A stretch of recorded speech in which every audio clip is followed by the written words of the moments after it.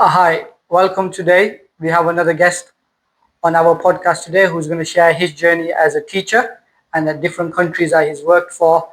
And the main focus of today is what is the difference between teaching different curriculums in different countries and how they are in similarities and how they are in differences from that perspective. So, introduce yourself first, please.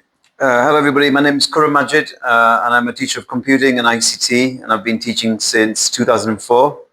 I've taught in England, the UAE, Qatar, and Kazakhstan. So, that is almost 21 years you have been teaching. Yes, this is my 21st year of teaching, so it's quite an amazing experience, actually. So, how many years did you teach in the UK? So I started teaching in the UK from 2004 to 2013. So I started teaching in Calderdale, in West Yorkshire. I did my PGC through the University of Lancaster via Ormskirk, Liverpool that way, and I had a really good personal tutor actually who got me two schools near where I was living in Calderdale. So my first school was Brooksbank, and my second school was Calder High. And Calder High offered me a 1-year contract in order for me to complete my NQT year, because back in them days it was only a 1-year NQT. So, how many years did you teach in the UK before you moved to an international school? So I was in the UK from 2004 till about 2013, 9 years. And then I moved to Qatar for a year, did a year at Newton International School in Doha. And that was to cover a maternity leave. And then I came back to the UK and I got a job in Dubai at an American curriculum school, which followed the California standards. Okay, so what curriculum did you teach at Newton in Qatar? It was an international British school.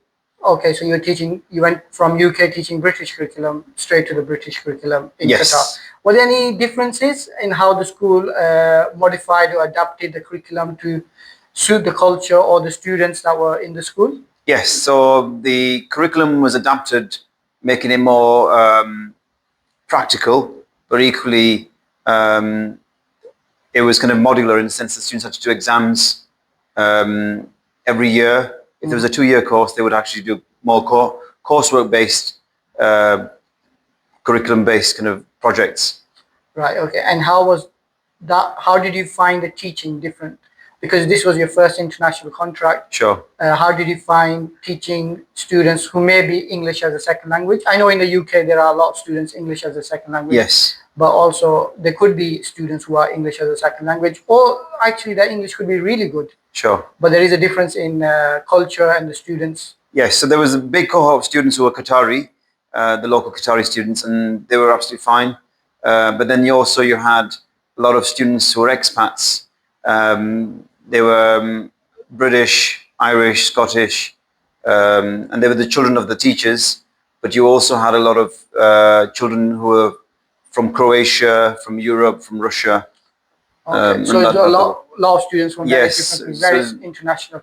You know, sometimes in these podcasts, I try to give our listeners the chance to who did you apply via to go to Newton, because there are a lot of teachers that want to move abroad. So Sure. Was there an agency you used, or was it direct? Was it on TES application? Who did you go through? Well, actually, and it's quite a coincidence and an interest that you should ask me this, because I applied actually a year or so before at a school in Saudi via Times Ed, and I had an interview at the British School of in Al-Khobar. Okay, yeah. Okay, and I went to London for the interview. The process was such that you apply for the job, they invite you to London, you go down there for the weekend, and then you find out a week or so later. And I didn't get the job, but the person who interviewed me said, "You're a very good candidate, and you will get a job." And I was at a kind of crossroads in my career, I suppose. When I left the UK, I was working at a free school in the UK, a British Islamic free school in Derby, one of the first that was set up. Okay, yeah, I know that school. I think I applied as well at the time, but I wasn't successful. Al Madina Yes. School, and I got the job as head of department for computing and ICT. Now I worked there for about 8 months, and then unfortunately they had a lot of issues in the media, whereby the Daily Mail basically kind of wrote some negative stuff about some of the members of staff, and then it was like a witch hunt, really, unfortunately. And Ofsted ended up closing the school, the secondary side of the school, and then they reopened as Olive Academy, and they're still around now actually at the moment as a primary school, doing really well, mashallah. I think So, Olive Academy has grown yes, across the UK, and they have various different primary schools in yes, and the country they do, in mashallah. that sense. So okay, so Going back to your question, I ended up getting the job through a friend of mine who I used to work with in Huddersfield in 2005 to 2008, a guy called Yasser Ahmed. And he messaged me on WhatsApp, I think it was, or through email at the time. And he said, look, Kurum, there's a job here. The current teacher, she's on maternity leave. Do you want to come and work out here in Qatar? And initially I was a bit reluctant because I'm like, oh, but equally at the same time, because my job was being made redundant in Derby, because the school was going from an all through to just a primary school, I was kind of reluctant to go and work in supply. And then I made the decision with my family to go and move to Qatar. And they were, like I said, it was pre-World Cup. And it was a brilliant experience, actually, a really good experience for me. But a bit bizarre as well, in the sense that, you flew out on the Friday night, and then Monday morning I was teaching. yeah, it's very similar to how I got to Saudi as well. Okay. It was through a mutual connection, which Sure. I mentioned in my previous videos. A mutual connection from university who recommended me, and I got my first international contract to Saudi Arabia in that sense.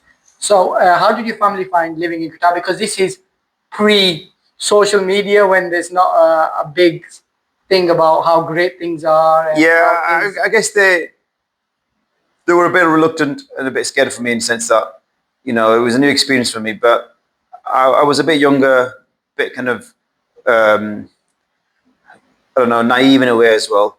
I made a few mistakes, and you do make mistakes, I suppose. But equally, it was quite an unbelievable experience, in the sense that, as a teacher of computing, it was quite a new subject, it was quite novel. And the other thing that I found amazingly interesting was that, out of school, out of work, there was a lot of tuition. You could do a lot of private tuition. So one of my favorite jobs was, this is quite bizarre actually, I was working with these two doctors who were applying for the IELTS to go to Australia or New Zealand. So my job was to sit down with them for an hour in the evening in a local cafe, where I'd have my dinner with them. And I would teach them, or I would work with them on their spoken English. So that was an amazing experience. I also taught a student girl whose father was the ambassador to the United States, again through private tuition. So the British curriculum, or the international British curriculum, has a certain standard. It's considered really kind of like an esteemed kind of standard. So I think a lot of parents want to send their kids to this big school, Newton International School. And Newton is a big brand in Qatar. Definitely, they've grown. I think they've got more than 5-6 schools now in Qatar in that space. So I was teaching ICT, computer science, and business, which I really enjoy teaching actually. And like I said, school was on from a Sunday till a Thursday. The weekends were Friday, Saturday, and on the weekends you kind of left to your own devices in a way. I experienced my first ever brunch. I remember going to the Sheraton Hotel. And obviously, as a Muslim, don't drink alcohol, but you kind of experience that kind of expat lifestyle, living away from home. And I think initially I was a bit homesick. I have to admit that. And you know what? Even though I was in Saudi, I don't think brunch was a big thing in Saudi. Okay. I didn't really know what a brunch thing was till I came to UAE in 2018. That's when the whole brunch thing concept that I started to understand. So moving from Newton, you came to Dubai and taught in an American curriculum school. So now it's just a big change of curriculum. Yes. So what do you think were the differences in the curriculum and in the teaching strategies? And what would you say to those teachers who are moving from UK and they may end up in an American curriculum school in the Middle East? My advice to you is do your research. It's very important to find out what the standard would be. So, for example, the universities in America are kind of based on college system, kind of graduation systems, whereby the students at this school, which is called the New Academy School, would then go and study in California. So the appeal for them was obviously California, the core curriculum standards. And again, I went as head of department. So I was head of department for computer science. I would have stayed in Qatar a bit longer, but I was kind of lured by the fact that I would be head of department again, which was what I was doing in Derby back in the UK. So I think initially I didn't really consider the massive change in the curriculum in terms of the fact that it's American curriculum. But I was just kind of excited about coming to Dubai, living not far from the school, because I knew there were a lot of colleagues of mine in the Islamic and Arabic department who would basically commute every day for about an hour and a half from Sharjah to Dubai. But for me, I think what was more important was living close to the school and then just walk in the morning or get in a taxi. What year did you come to Dubai? I was in Dubai from 2014 to 2016. So even in 2014, the commute was 1 hour and a half from Sharjah, which is still the same now. Yes. 10 years later. Oh, yes. That's yeah. So very I remember interesting. that actually. So there were a lot of colleagues who were living in Sharjah because the accommodation was a bit cheaper for them, and so they would come on the school bus from Sharjah. And how far was the school located into Dubai from Sharjah? Or which area? So the school was actually in Bord Dubai, Okay. Mankul area, not far from Al Karama. And I think it's still there where the new gold souk is. Okay. Just behind there. And so it's on the border, it's not too... No, it's not too far actually. Yeah, in distance-wise, but in traffic, it does take time. Because of the morning commute. And I think at the moment it's still the same, isn't it? It's about 90 minutes. Right, okay. And so 2016, you finished American Common Core. Yes. Sorry, California Common Core you were doing, and then you moved to... I then came back to the UK. My parents were not very well at the time. I made a decision to resign from that school. There were a few financial issues at the school as well. They were taken over by new owners who... And there were financial irregularities going on in terms of mishandling or not using funds properly in terms of people not being paid on time. Okay. So I think, for me, the best thing was to leave. And I left around about August time. I came back to the UK, did a bit of supply work for a bit in a primary school, secondary school. And like I said, my parents were not very well at the time. And then applied for work at a slightly kind of oddball place, you could say, in Kazakhstan. Oh. Yes. So which curriculum were you teaching in Kazakhstan? So Kazakhstan was a British international curriculum school, and it was like the school was called the Nazarbayev Intellectual School of Shymkent, and this is right at the bottom of Kazakhstan. So on the south. Yes. So what's the temperature? In the winter, it was very cold. So you're looking at minus 16, minus 18. But in the summer, it's lovely there actually. And so I was there for about 6 months. And this is like a short-term contract. But my job was very interesting in the sense that I would teach my lessons 45 minutes in English. And my colleagues who I was coaching, there were 6 of them, who were new to teaching, they would teach in Kazakh for 45 minutes. So technically the lessons were 90 minutes long. So were you teaching to the students or were you teaching to these teachers? So I was teaching to the students. Okay. But my peers who I was coaching, they would observe me. So they were new to teaching. So there were 6 of them in total. And I was working with them. I was basically their coach. And again, it was a very interesting experience, mainly in the sense that the students were absolutely amazing, in the sense that you'd walk into a classroom, the students would stand up. In terms of their behavior, they were impeccable.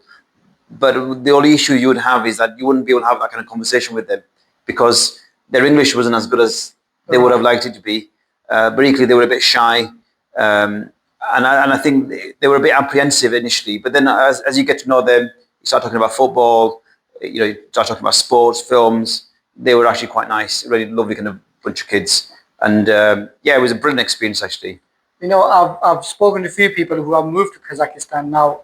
You seem to be moving to places before they become so popular. So you came Dubai, Qatar in 2013, 15, before people realized the place, and you moved to Kazakhstan, and people are now moving to Kazakhstan because they're finding UAE, because of cost of living. Yes. They're just finding that it's better package elsewhere because the living cost has gone up so high in UAE. In that Absolutely. And I think at the time the package was actually really attractive in the sense that I got a regular flight per year, got medical, got accommodation paid for. Yeah. They would pick you up in the morning, take you to school as well. So you wouldn't need transport. The only thing they would want you to do was we would coach the teachers, teach, and then, at the weekend you were left to your own devices. You just gave me a reminder on my previous one. I would mention the best package that I had, and the best package actually you giving me a reminder was in Saudi that I had. You won't get a package like that anymore. No, never. I got a 2-bed flat, paid for. Yeah. Bills are paid for. TV is provided. I get behind sports to watch channel. The only thing I had to pay was for internet. I didn't used to get internet. Okay. They used to pick me up and drop off, but I rented my own car in that sense. And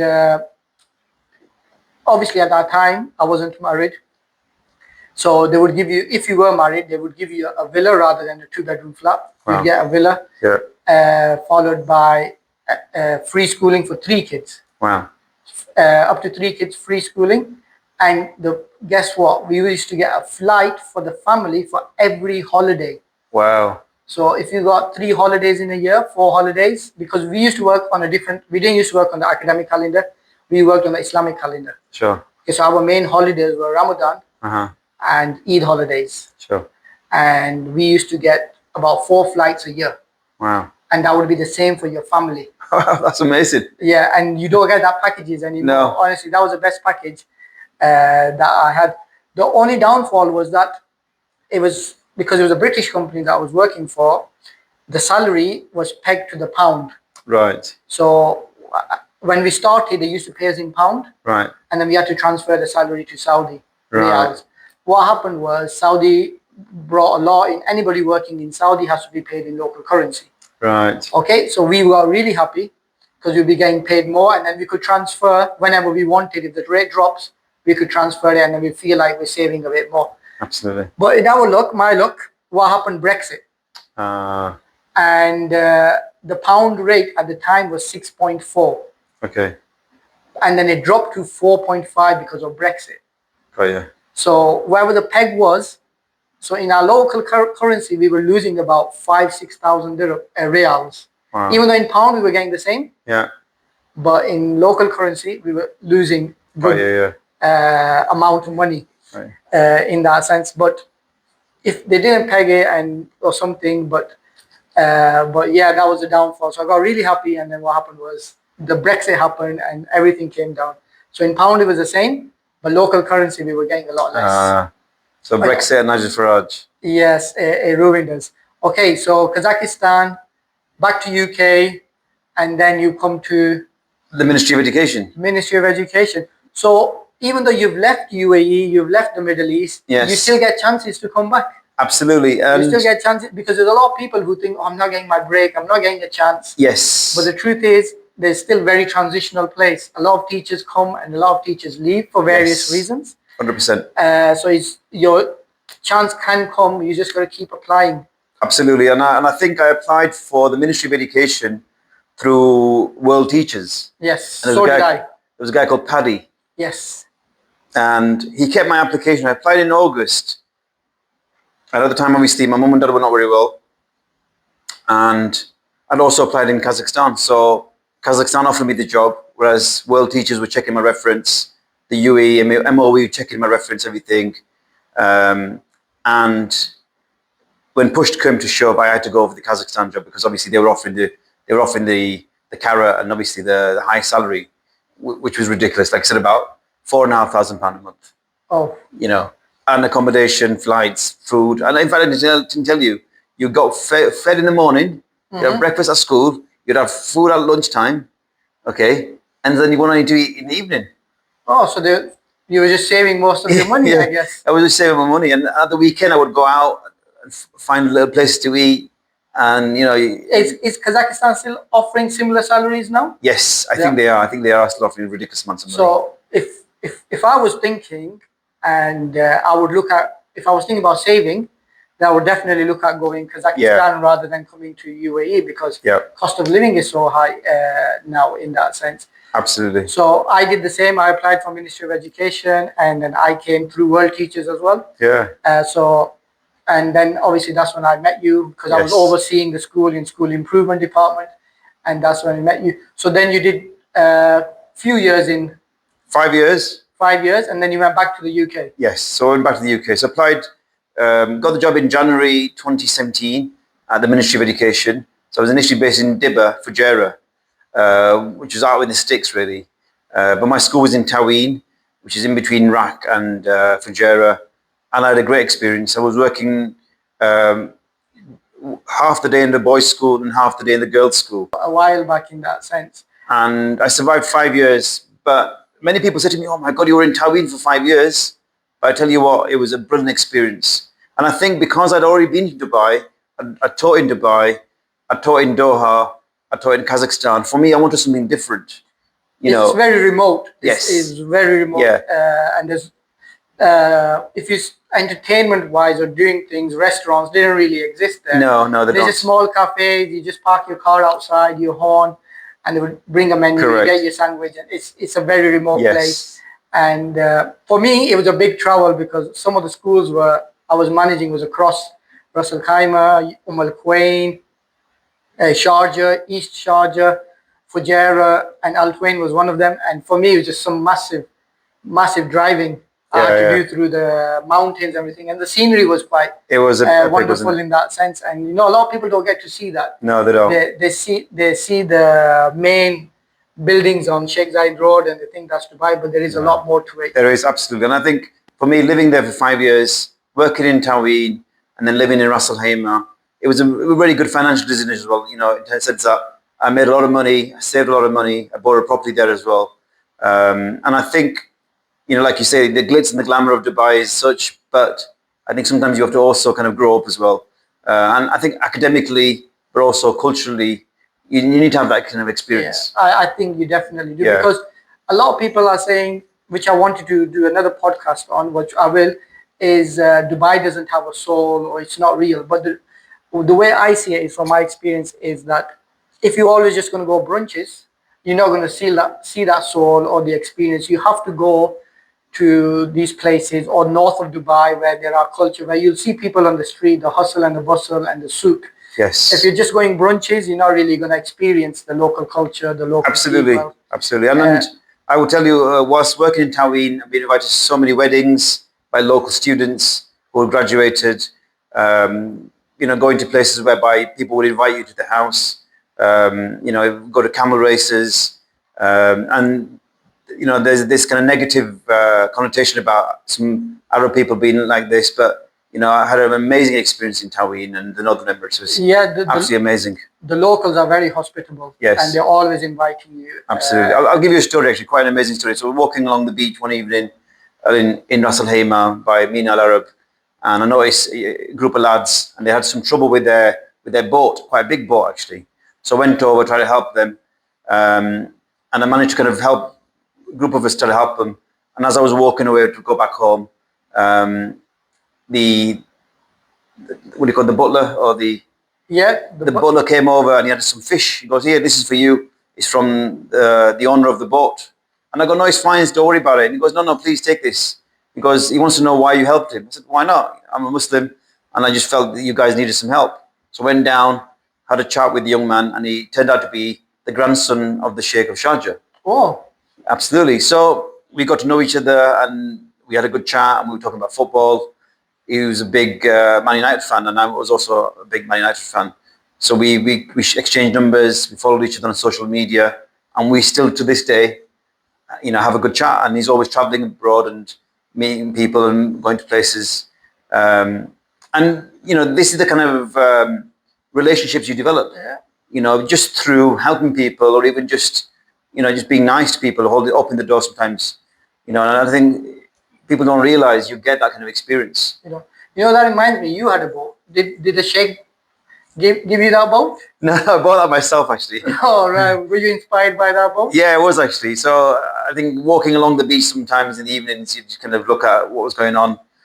Everybody was going for jet skis at the time. I think it was just pre-COVID, post-COVID. You know, we were stuck inside the homes. So I decided to buy... like a fishing boat, right? Yes, a fishing boat with the sail on it. But then I took the sail off and I added a motor.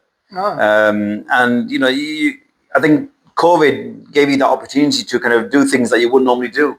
But equally, you know, you had a lot of time on your hands. So I felt, you know, by being out on the waters, it was a good experience. Got the life jacket, you know, you do things that you wouldn't necessarily do. I think it was a great experience, actually. Okay, so we're almost coming towards the end of your journey as a teacher. So you left and then you went back to the UK. Yes, I and went back to taught. the UK, and I think just before I left the UAE around 2021, my mum passed away, unfortunately, and So and and I and I felt that I needed to go back to the UK, spend some time with my dad and my family there, and my kids there as well. And I just felt there was something missing, and I went back to the UK. And I think the difficulty was initially getting the interview yes, whilst you're in the UAE with jobs in the UK. And I had a few interviews online. And then there was one interview where I'm like this, sat in front of a camera, talking to the school. And the head teacher there, we got on really well. He said, look, I really like your attitude, your kind of your personality, and I want you to work in my school. So like, oh, brilliant. So I went back to the UK, did some teaching there, and they offered me a 1-year contract. And then second year, they offered me a contract again, same contract. And then the third year, the same. So I think initially you feel apprehensive about going back to the UK, but it was a good experience for me, but it was very tough. My timetable was 23 lessons out of 25. oh, that's almost Almost a full timetable. And I think for me, the other issue was the commute. I was living in Halifax, but traveling to Stockport every day. So I think in hindsight, I should live closer to the school, because in the morning you'd leave home at 7, it'd be dark, especially in the winter. And you come home at about 6. It's dark again. It's dark again. So you lost a lot of time. But I think that was a very good experience, actually, working in a tough Catholic British school, British curriculum. And I was the only specialist ICT teacher or a computing teacher there.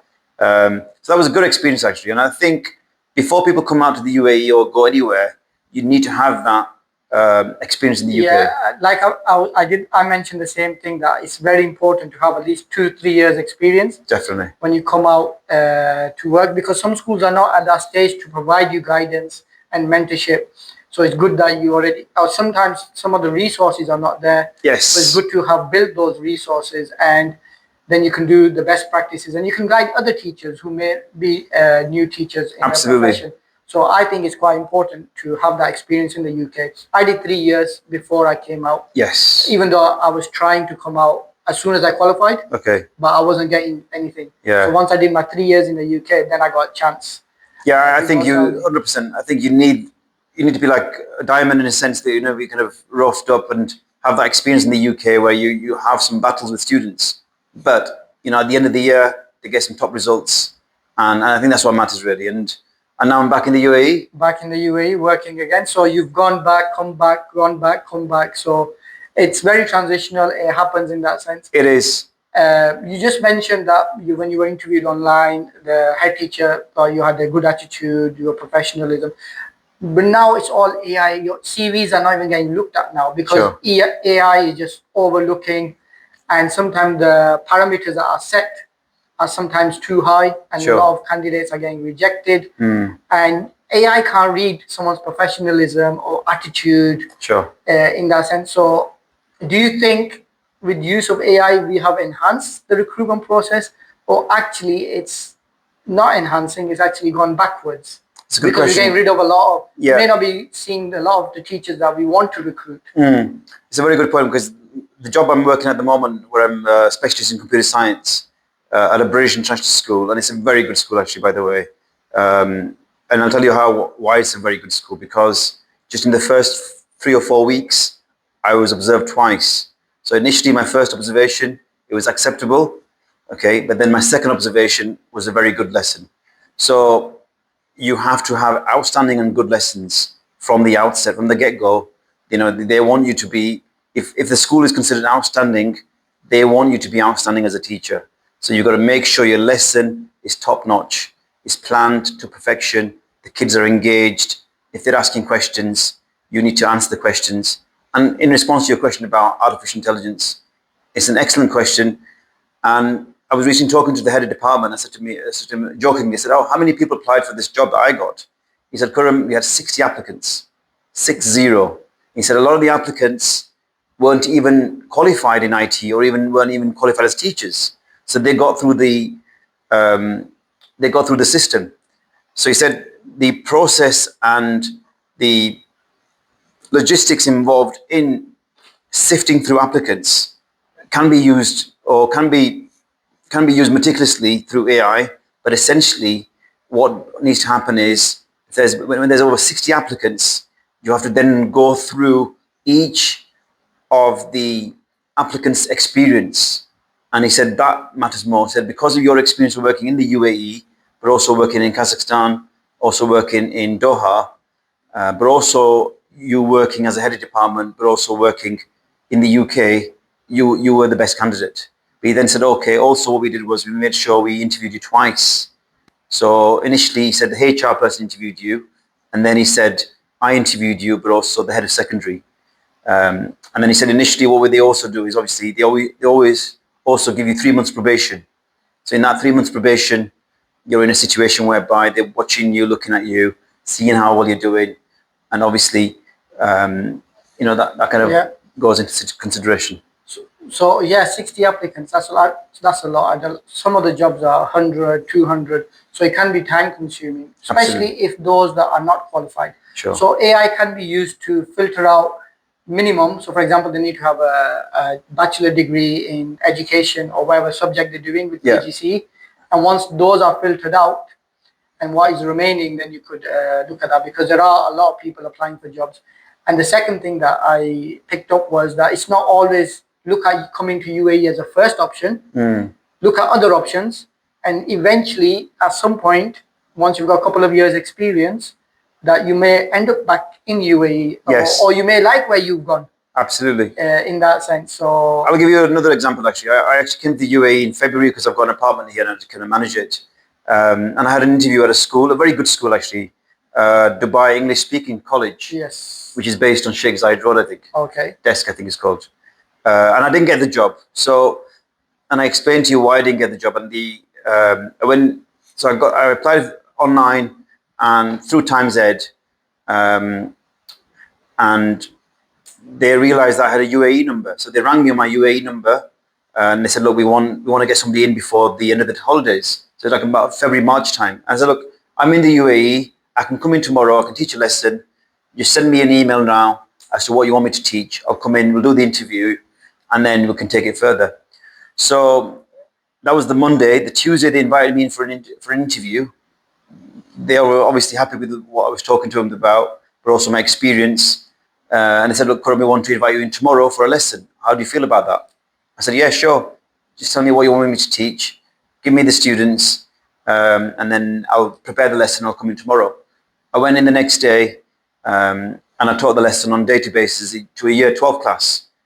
And my issue was that I hadn't taught year 12 for a number of years. So I think they wanted to see me teach something that I've not had experience of. So I was a bit kind of wet behind the ears in a sense. And then eventually the lesson kind of petered out, and the observation feedback was that I was talking too much. But also they said that the students didn't get like something called a good struggle. Mm-hmm. Do you know what I mean? Really challenging. Yes. So the task was easy. They were able to do it, but they weren't able to then feel a bit of struggle in the sense that they weren't able to actually kind of find difficulty in it. Yeah, because differentiation wasn't pitched at the right level for the students. Correct. It's a key factor in when we do inspections, when we go inspect lessons, we look at a challenging task. Were the smarter students or your more able students, were they really stretched? Yes. Or was it too easy for them? Even though it's differentiated, but it's not differentiation to this level where it really challenges them. Yes. The higher ability in that sense. Okay, so thank you very much, Khurram. Yes. Thank you for that. You're welcome. Anything maybe I missed out you really want to mention, you thought was really important? Yeah, I think you kind of mentioned it just a bit ago in the sense that, people need to keep applying for jobs. There are many jobs out here in the UAE, in Qatar, in Saudi, the Middle East, but also apply elsewhere as well. Africa, Kazakhstan, other parts of Asia, and I think the packages that schools offer now, around the world are amazing. Yeah, China offer a good package as well. They do. And I think essentially, I didn't get that job in February in Dubai, but then I got the job in July and August time. So just keep trying. And I think my message to people who are watching this video or looking for jobs abroad is, keep applying for jobs, and you will get through, and eventually, you'll get the job. It will happen when the doors open. It will happen. Absolutely, and I think teaching is such a fantastic profession, and I've been doing it 21 years now, and every day is different, and that engagement, that interaction with students is the best. Thank you. That's all. Thank you very much. If you like this kind of content, please like and share and follow, and we'll continue to bring some more content for you. Okay.